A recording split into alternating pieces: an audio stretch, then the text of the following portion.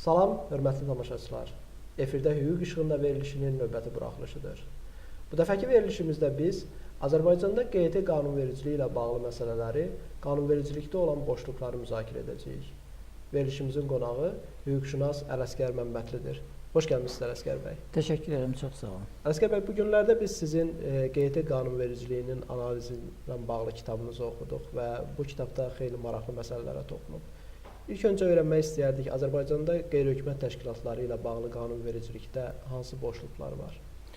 Təşəkkür ederim sualınıza görə və doğrudan da son vaxtlar biz xüsusilə vətəndaş cəmiyyəti bu qanunsuz, bu qanunun imkanları olmadan mövcud ola bilməyəcəyi üçün mən də son bir ildə baş verən hadisələri qeyri-hökumət sektorunda, vətəndaş cəmiyyəti institutlarında və habelə beynəlxalq donorların Azərbaycandakı funksiyası ilə bağlı proseslərdə olan hadisələr işığında yenidən qanunvericiliyi analiz etmək və analiz etdiyimiz zaman həm Azərbaycanın özünün təməl hüquq qaydaları olan konstitusiya və ondan sonraki normalar, həm də Azərbaycanın qoşulduğu beynəlxalq müqavilələr və öhdəliklər, habelə qanunvericinin özünün ahəngi baxımından, yəni bu digər qanunlar olan deməli ahəng baxımından analiz etdim və ortaya təbii ki, çox deyərdim ki, üzücü bir nəticə çıxıb. Üzücü nə mənada? Çünki vaxtilə Azərbaycanda QET haqqında qanun və qəbul edilən zaman bu sektorda onsuz da müəyyən problemlər vardı. İndi yəqin ki, biz irəliləyən dəqiqələrdə onları müzakirə edəcəyik. Məsələn, qeydiyyatla bağlı olan problem hansı ki, bu kifayət qədər beynəlxalq normalar baxımından yanaşsaq, o normalardan kənar bir prosedur müəyyən edib Azərbaycan qanunvericiliyi. Ayrıca Azərbaycanın öz qanunvericilik harmoniyası içərisində də hüquqi şəxslərin özünü kommersiya və qeyri-kommersiya hüquqi şəxslər olmaq üzrə iki yerə ayırıb və həmin o birinci kateqoriya hüquqi şəxslər üçün rahat bir zəmin var.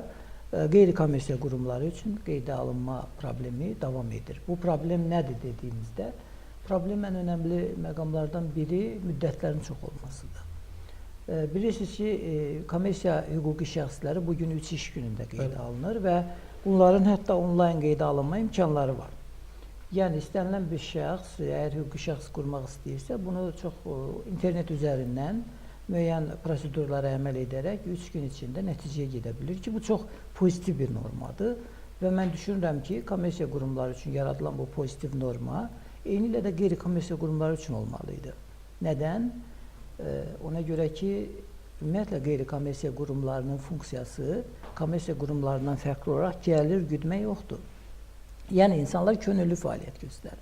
Könüllü olan yerdə əlbəttə imkanlar geniş olmalıdır, fürsətlər daha münasib olmalıdır ki, könüllülük inkişaf etsin.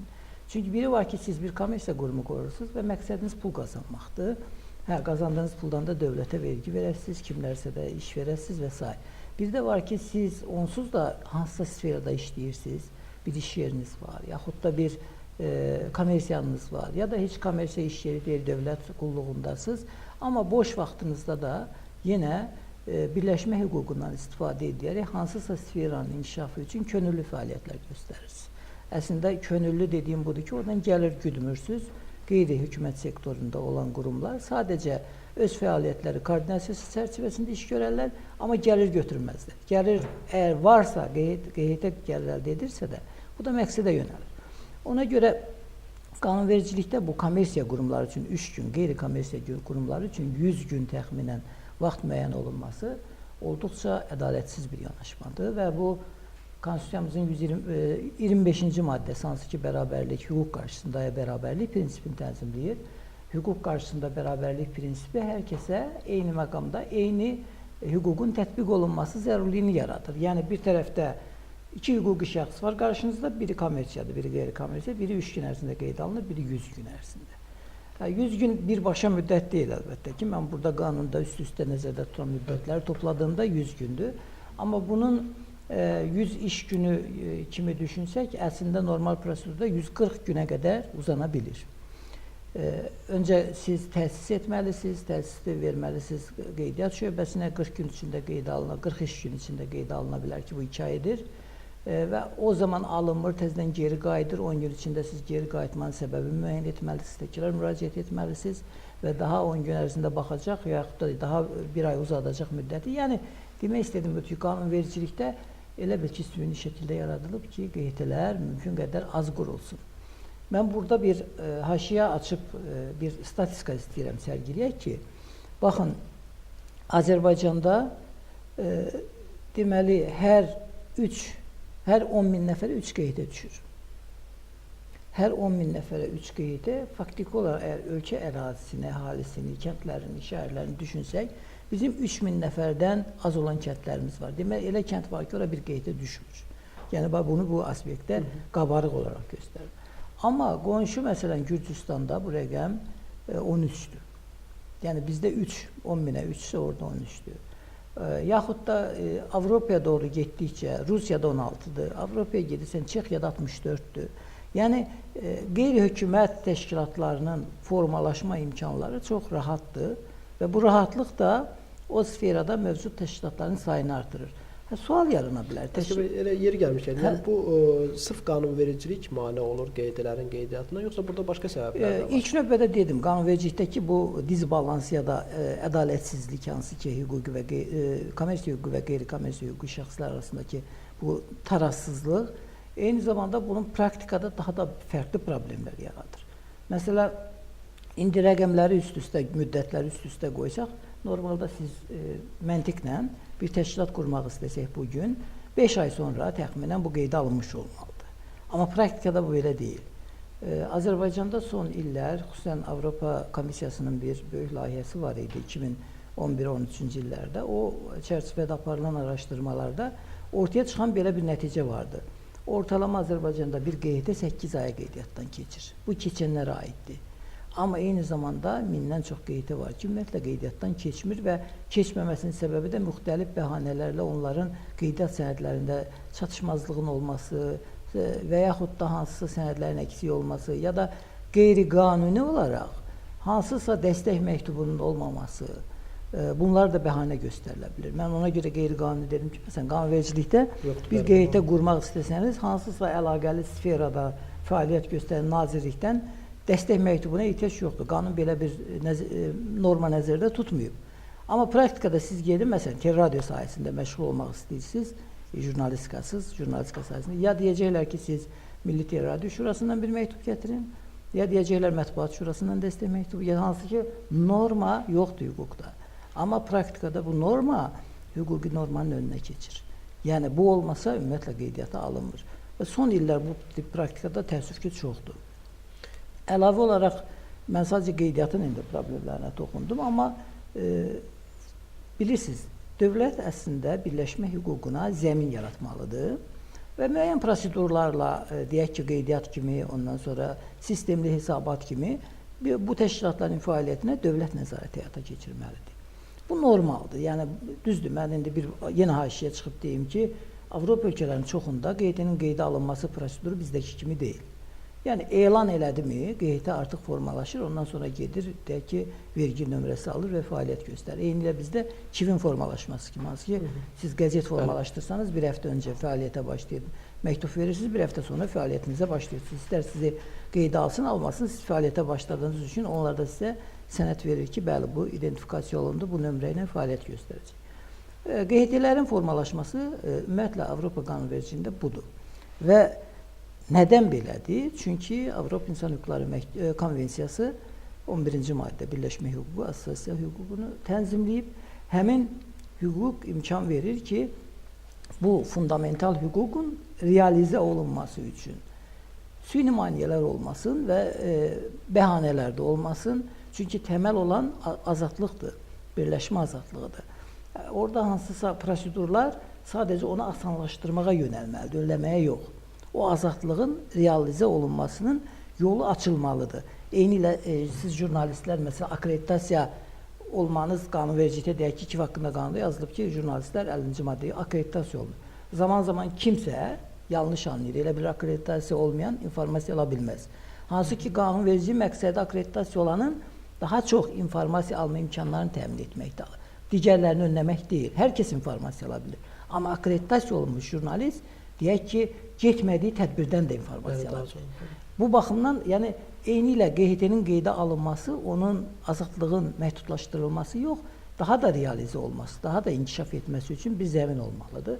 Və bu aspektdə mən məsələnin, sualın özünə dönərək qayıdıram. Bu normalar hamısı birləşmə azadlığını mümkün qədər hər kəs üçün çatımlı etməlidir. Çatımlı nə mənada? Dövlət qeydə aldı, dövlət burada nəzarət funksiyası nazirliklər vasitəsilə, vergi isə deyək ki, rüblük və illik hesabatlar, dövlət sosial müdafiə isə o da rüblük və illik hesabatlar. İndiki halda əlavə olaraq bizdə Maliyyə Nazirliyinə hesabat verirsiniz ki, bu normada mənasız bir şeydir. Çünki qurum əgər vergi hesabatı veribsə, artıq dövlət bilir bunun gəliri nədir, gedəri nədir. Əgər DSMF verirsə, neçə adam işlətdiyin və onlara nə qədər ödədiyin verir. Amma bir də maliyyə hesabatı nəzərdə tutublar, bunu da başa düşərik. Amma günümüzdəki qanunvericilik o qədər hər funksiyanı icazəyə, lisenziyalaşmaya gətirib çıxarıb ki, QHT qurmaq hələ iş nədir? Əsas problem QHT-ni işlətməkdir. Və bu qanunvericilik xüsusən 2013-ün dekabrında, 17 dekabrda olan dəyişiklik, hansı ki mən onu çox geniş analiz etmişəm, o keçən il 2014-ün fevralından qüvvəyə minib, bu ciddi bir problem yaratdı. Əskər bəy, ona ayrıca toxunacağıq. Öncə Konstitusiyanın 58-ci maddəsi Bəli, və Birləşmə Avropa Azadlığı Konvensiyasının 11-ci maddəsi. Bu yalnız QHT-lərə münasibətdə pozulur, yoxsa birləşmə azadlığının pozulduğu başqa məqamlar? Əslində çox var? maraqlı bir sual qoydunuz. Çünki bu günə qədər bir çox halda assosiasiya hüququ deyəndə, birləşmə hüququ deyəndə daha çox QHT-lər fokuslanır. Ora o deyək ki, istiqamət ona yönəlir. Amma birləşmə hüququ təməl hüququ olduğu üçün bunun siyasi partiyalarda birləşmə arqumenti var, məsələsi var, həmkarlarda birləşmək məsələsi var, QHT-lərdə birləşmək var. Yəni, bir kommersiya qurumlarında birləşmək var. Bu kommersiya fəaliyyətini kənara qoyuruq. Amma qeyri-kommersiya fəaliyyəti olaraq 3 önəmli ana istiqamət var. Siyasi partiyalar, QHT-lər və bir də həmkarlar. Azərbaycanda həmkarlarla bağlı qanunvericilik norma bir formada var. Düzdür, orada da problemlər var. Yəni biz onun indi dərində mövzumuz olmadığı üçün oraya girməmiz o qədər doğru olmaz. Məsələn, qanunvericiliyə görə hər bir müəssisədə bəlli sayda adam həmkar qura bilər, amma praktikada qura bilmir. Bu problemlər yaranır.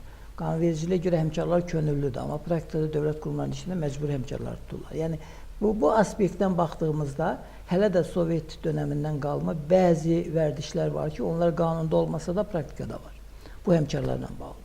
Amma siyasi partiyalara gəldikdə, orada da qanunvericilik sizin qeyd elədiyiniz birləşmə azadlığı həm 58-ci maddə Konstitusiyada, həm də 11-ci maddə hansı ki, konvensiyada nəzərdə tutulub.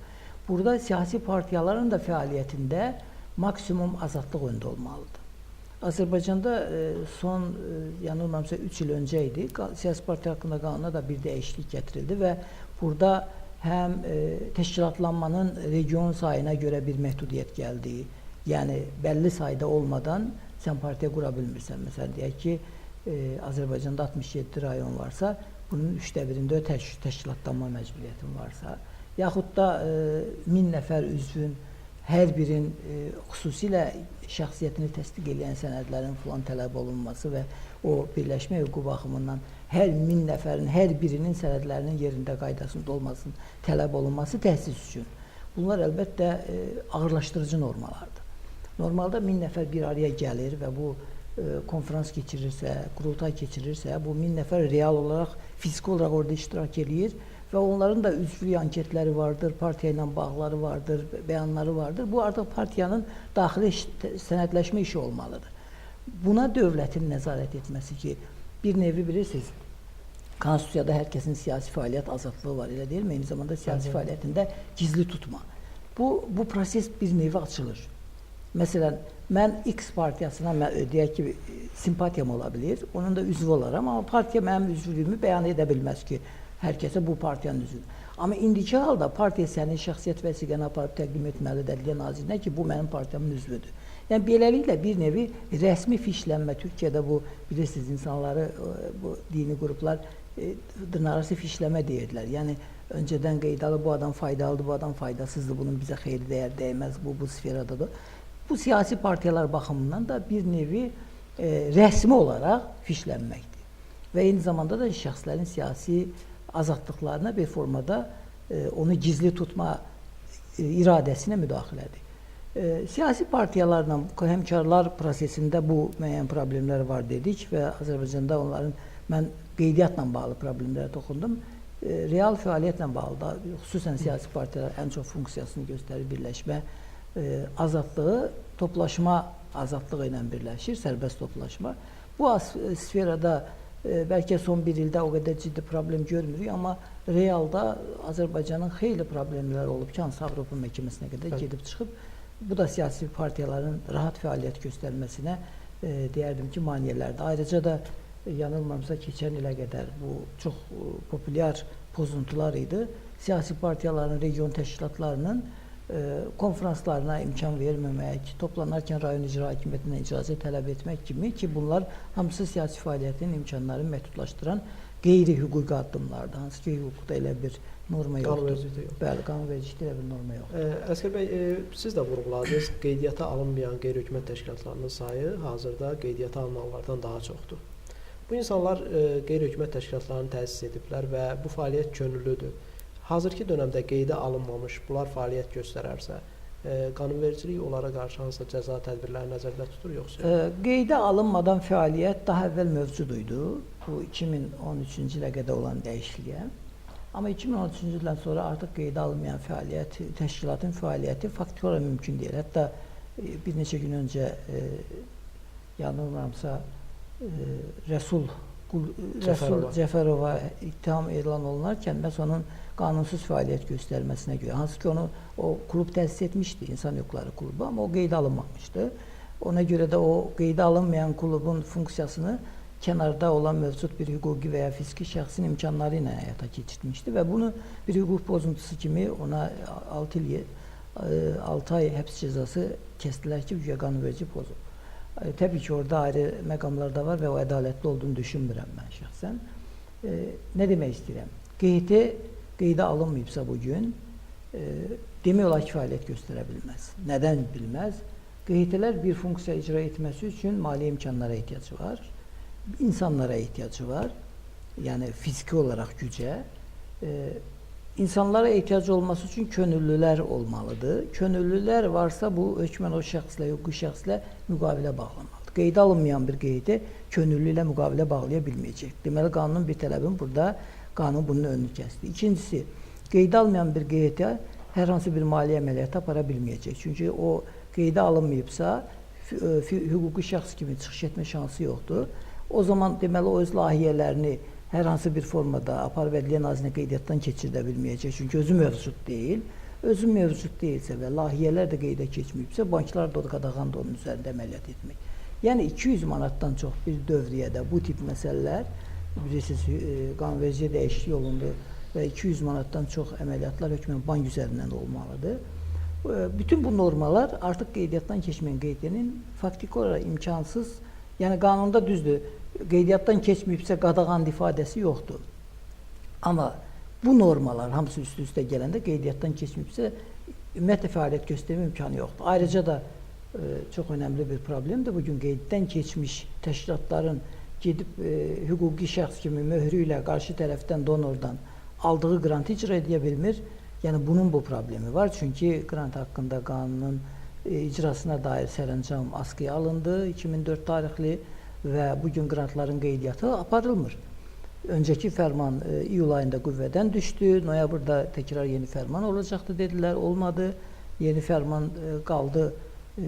İndiki bəlli deyil. Yanvar ayına qalmışdı. Yanvar ayında da olmadı və beləliklə qrantların qeydiyyata alınması proseduru, qaydaları mövcud deyil. Mövcud olmadığı üçün bugün onlarca təşkilat var ki, daha öncədən bəlkə 6-7, bəlkə 4-5 qrant müqaviləsi bağlayıb, amma onu icra edə bilmir, çünki onu qeydə alınmır. Qeydə alınmadığı üçün də 2014-cü il mart ayından Milli Bank bütün banklara xüsusi yazı göndərib ki, qeydə alınmayan qrantlar üzrə əməliyyatlar qadağandır. Beləliklə də banklar da hər hansı bir pulun girişinə və çıxışına icazə vermir. Yəni demək istədiyim budur ki, qeydə alınan işləyə bilmirsə, qeydə alınmayan işləmə şansı ümumiyyətlə yoxdur. Qrantların qeydiyyatına bağlı məsələyə toxundunuz. Əvvəlki qanunvericiliyin qüvvədə olduğu dövrdə bağlanmış qeyri-qrant müqavilələri var ki, bunlar qeydə alınmayıb. Yeni qaydalar hazırlanır və verilən vədlərə görə yaxın aylarda qəbul olunacaq. Bu Bu məsələ qanunvericilik bu məsələni necə tənzimləyir? Əgər hər hansı bir ağırlaşdırıcı norma varsa, bu özündən əvvələ şamil oluna bilməz. Bu məsələdə vəziyyət necə olacaq? Proqnozlar nədən ibarətdir? Doğrudan da çox maraqlı bir hüquq prinsipinə toxunursunuz ki, yəni bugün mövcud olan norma, sabah gələcək norma nə olacağını bilmədən bugündən bizim fəaliyyətimiz sabaha görə müəyyən etməliyik. Yəni bu proqnoz mümkün deyil. 2009-cu ildə mövcud qanunvericilik, hansı ki, qrant haqqında qanunun qeydiyyatdan keçmə şərtini gətirdilər qrant müqavilələrinin. 2009-cu ildən 2013-cü ilə qədər gedən bir prosedur vardı. Yəni siz qrantla bağlı bildiriş verirdiniz Ədliyyə Nazirinə və daha sonra bu bildirişdə orada qəbul olunandan sonra fəaliyyətinizi göstərirdiniz. Amma hətta bildiriş verməsəniz belə bank əməliyyatları aparıla bilirdi. Amma 2013-cü ilin dekabr ayında olan son dəyişikliklər ki, hansı ki 2014-ün fevralında qüvvəyə minib, həmin o fevralda qüvvəyə minən qanunvericilik qrant haqqında qanuna da dəyişiklik oldu, qeyd haqqında qanun kimi. Bu, mən kitabda o məsələlərə çox geniş toxunmuşam. Belə bir problem yarandı. Qrant qeydə alınmır. Nədən? Çünki qeydə alınma qaydaları yoxdur. Qaydanı prezident iyul ayında 2014-də bir sərəncamla qüvvədən saldı, 2004-cü il sərəncamını və orada qeyd elədi ki, 1 noyabrdan etibarən yeni qaydalar tətbiq olunacaq. 1 noyabr təbii ki oldu, amma 1 noyabrda yenə qanun, fərman hər hansı bir formada bəyan olunmadı ki, var, yoxdur.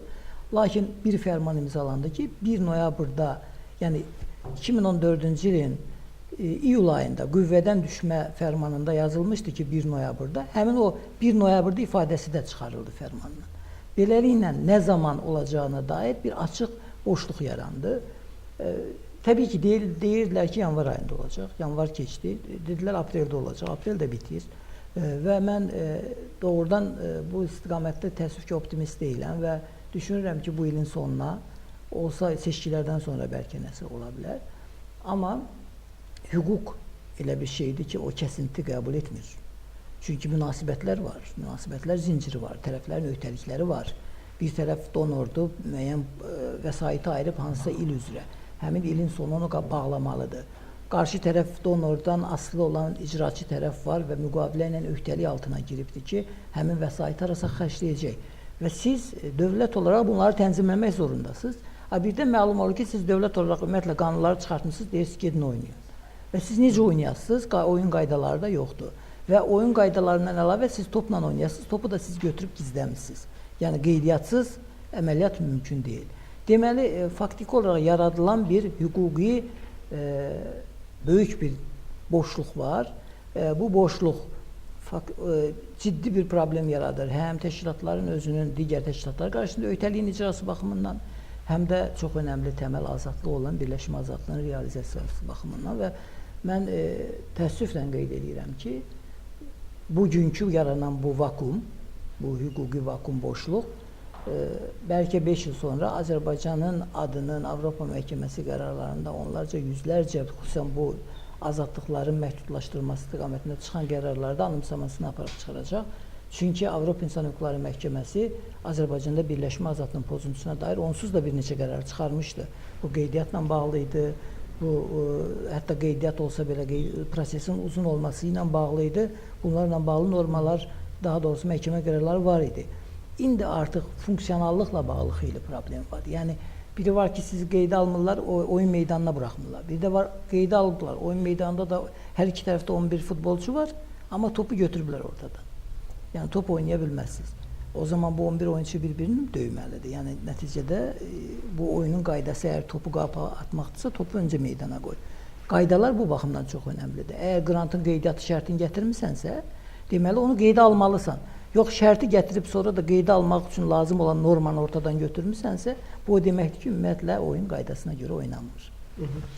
Gələk 2013-cü ildə qəbul olunmuş və 2014-cü ildə qüvvəyə minən dəyişikliklərə. Nə verdi qeyri-hökumət təşkilatlarına həmən dəyişikliklər və bu analizlərdən hansı məsələlərə toxunmuşsunuz? Mən çox təəssüf hissi ilə qeyd edeyim ki, mənim analizimdə gəldiyim nəticədə üzücüdür. Nə mənada? QHT haqqında qanunvericiliyi hər kəs pozitiv mənada inkişaf etdirilməsinin zərurliyini düşünürdü. Yəni QET-lər daha qısa müddətdə qeydə alınmalıdır, daha az onlara müdaxilə olunmalıdır. Baxın, bugün bir QET-nin Azərbaycanda illik verdiyi hesabat sayı 20-dən çoxdur. Heç bir kommersiya qurumu bu qədər, hətta milyonlar sərvəti olan banklar bu qədər hesabat vermir. Evet. Yəni QET onsuz da şəffafdır. Bir qayğı vardı ki, QET-lər şəffaf deyil. Başa düşürük bu qayğını. Amma bu qayğını aradan qaldıran normalar inkişaf elətdirdiniz. Vergi hesabatları ildə 5 dənə, DSMF hesabatları ildə 5 dənə, maliyyə hesabatı 1 dənə, Ədliyyə Nazirinə hər ünvan dəyişikliyi, nizamnamə dəyişikliyi və yaxud da təsisçi dəyişikliyinin bilgiləri, bütün bunlar hamısı onsuz da informasiya gedir. Statistikaya hesabat ayrıca gedir, ayrıca QET-lər üzrə Dövlət Şurasına ayrıca hesabatlar gedir. Yəni QET-lər şəffafdır. Artıq bunun hüquqi norması var. Heç olmasa bundan sonra imkan yaratmaq lazım idi ki, bunlar işləsin. Amma dediyiniz dəyişiklik, məsələn 2013-ün dekabr, 17 dekabrda olan dəyişiklik 22 fərqli maddiyə dəyişiklik oldu.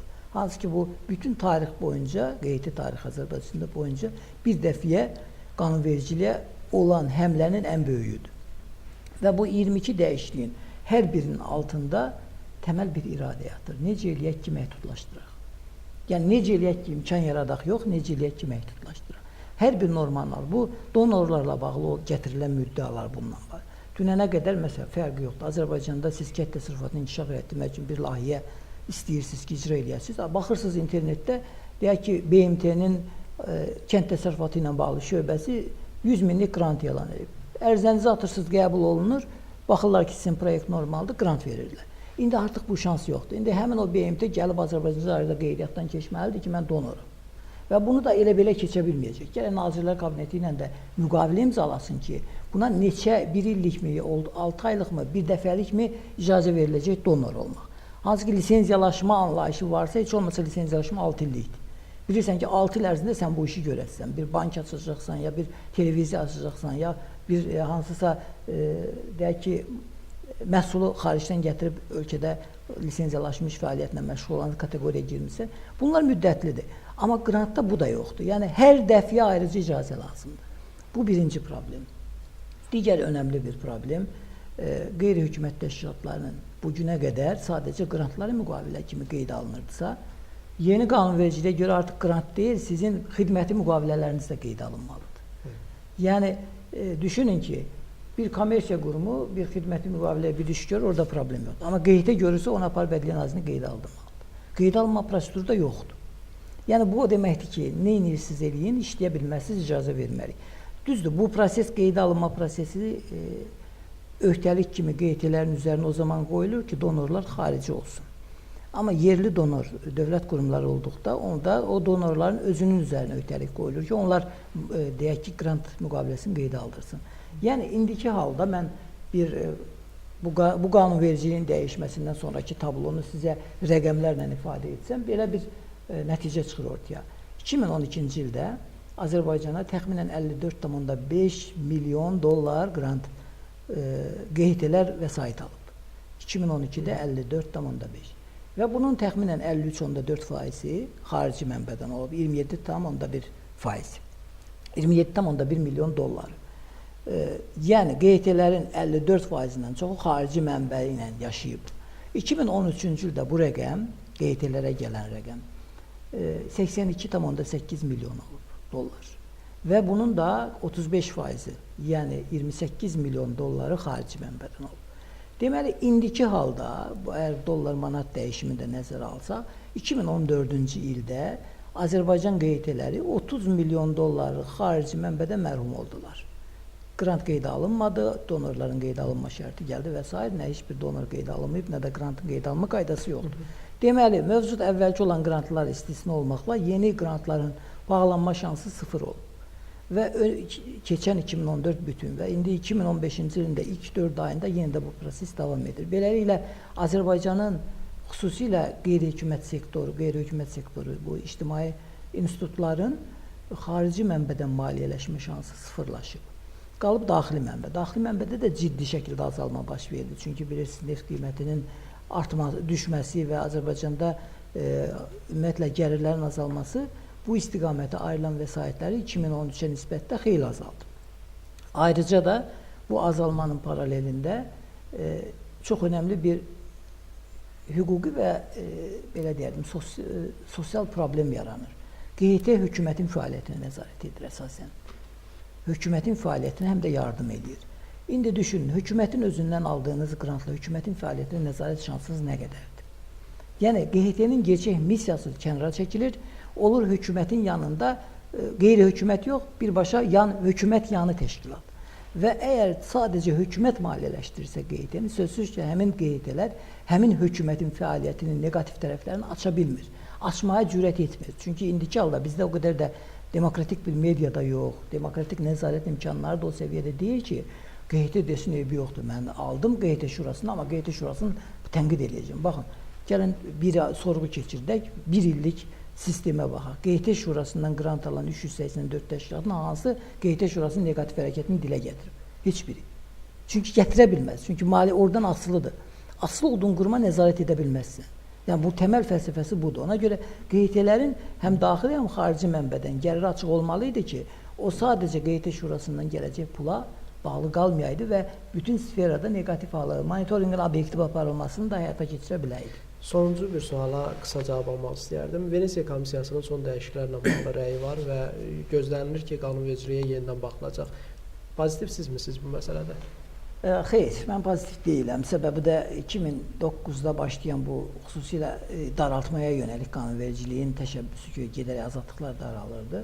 Hər dəfəsində bu tip layihələr ortaya çıxanda beynəlxalq qurumların təzyiqi ilə və ya xahişi ilə nəsə yeni bir norma gətiriləcək deyə, düzələcək deyə bir addım atılıb və daima 2 addım geri getmişik. Son illər addımlar 2 deyil, sürətlə qaça-qaça geri gedirik. Yəni artıq addım deyil, burada yürümək məsələsi var. Ona görə indiki qanunvericiliyi sil başdan ləğv edib yenidən bir azad qanun yaratmadan bu qanunvericiliyə heç nə olmaz. Mən bu işin analizini aparan tərəf kimi deyirəm, bu qanunvericiliyi qatlayıb kənara qoymalıyıq. Yenidən birləşmə azadlığını hədəf alan və qeyri-hökumət sektorunun fəaliyyətində ictimai nəzarət funksiyasını önə çıxara biləcək və könüllülüyü dəstəkləyəcək, eyni zamanda qanunvericilikdə də bu tip fəaliyyətlərini önünə açacaq və dövlət qurumlarına müəyyən öhdəliklər gətirəcək bir qanunvericilik lazımdır. Amma o bu qanun deyil. Təşəkkür edirəm Ələsgər bəy, verilişimizə qatıldığınız üçün. Hüquq işığında verilişinin növbəti buraxılışı da yekunlaşdı. Bu dəfə biz Azərbaycanda qeyri-hökumət təşkilatlarla bağlı mövcud qanunvericiliyi analiz etməyə çalışdıq. Dövlətin əsas öhdəliklərindən biri də həmçinin bütün münasibətləri tənzimləyən qanunlar sistemini formalaşdırmaqdır. Əgər belə qanunlar sistemi yoxdursa, onda istər-istəməz hardasa kənara çıxmalar olacaq. Ümid edək ki, Azərbaycanda qeyri-hökumət təşkilatlarla bağlı qanunvericilik elə bir həddə formalaşdırılacaq ki, həm qeyri-hökumət təşkilatları sərbəst işləyə bilsin, həm də dövlət bu məsələdə öz istədiklərini ala bilsin. Sağ olun, növbəti verilişlərdə görüşənədək.